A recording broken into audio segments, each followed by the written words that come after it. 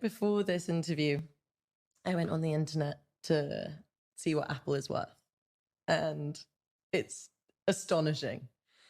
It's the biggest company in the world with a valuation of around $3 trillion. And I guess that's just it's an incredible figure just in itself. And I guess it's more than entire countries. To kind of put it into perspective, it's about the same as the GDP of the UK or France. And I understand that you're only doing one interview while you're here in the UK. And I just feel so lucky and honored that you chose me in Service 95 to talk to. And I'm just so delighted to have you here. I'm so glad you would spend time with me. What? I'm serious. Of course. I'm serious. No, this is really exciting because I'm really looking forward to just digging into like some of the issues that you're looking into now and in the future, and as well as like what you've learned about tech and life and leadership in your 25 years at Apple. Like it's incredible. Should we just get started? Absolutely. Yeah. Absolutely. Okay. I'm raring to jump in. So it's not every day that I have like the CEO of the world's biggest company in my living room. So I should probably take a little bit of advantage of that and get some tips to help with my own work-life balance. And I was wondering, like, what is the day-to-day running of a company like Apple? And take me a little bit through your day, like the day in the life of Tim Cook, from the moment you wake up to the very end of the day. I get up really early. How I'm an early? early bird, like at 4 to 5. Wow. And I spend my first hour doing email. And I'm pretty religious about doing this. I read emails from a lot of customers and employees. And the customers are telling me things that they love about us or things that they want changed about us. Okay. Employees are giving me ideas, but it's a way to stay grounded in terms of what the community is feeling. And I love it. That's just amazing. And then after, so you do emails and then you go into the office and it's just more kind of... Well, before I go into the office, I go work out. Okay. And so emails, working out. Working out, I spend an hour in the gym, usually doing strength training. Okay. And I've got somebody to really push me to do things I don't want to do. Yeah. And I do no work during that period of time at all. I never check my phone. Okay. I'm just totally focused on working out. Mm-hmm. And after doing that, after showering, et cetera, I go into the office and I start working with people I love. And it's an incredible feeling to work with people that bring out the best in you. Mm.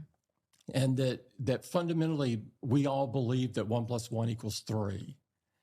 You know, that your idea plus my idea is better than the individual ideas of their own. I love that. And so things like that go on all day long. And I'll divide the day in terms of spending time with product teams or spending time with marketing teams or spending time with the executive team.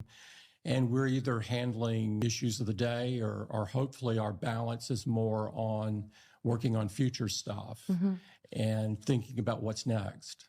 It's just amazing. I mean, I want to go back to the start a little bit because you grew up in a blue-collar family. I did. In small-town Alabama, and now you're heading the world's most valuable company. I mean, it's a pretty incredible journey that you've been on. Can you tell me a little bit about your upbringing and like how it set you up on this road? It was really jagged journey. My childhood, I come from a very modest background. My mother worked in a pharmacy as a clerk, and my father worked in a shipyard.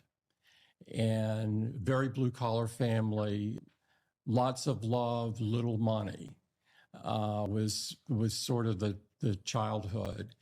And they really taught me the value of hard work and instilled in me at an extremely young age that working could bring you great purpose and be a key part of your life. And I started actually with a paper route when I was 13, tossing papers, and I would get up in the middle of the night to throw everybody's papers so that they could, when they got up in the morning, they would have their newspaper.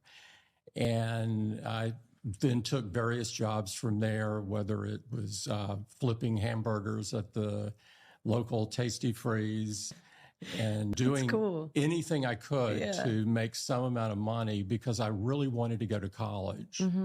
And, you know, my father, being in the shipbuilding business, was subject to layoffs in that business. It was a very cyclical kind of business. Right. And so we would go through tougher times during the layoff periods. And I always wanted something better for myself, more of a job that was regular and that you could depend on an income stream with. And so I wanted to go to college and better myself.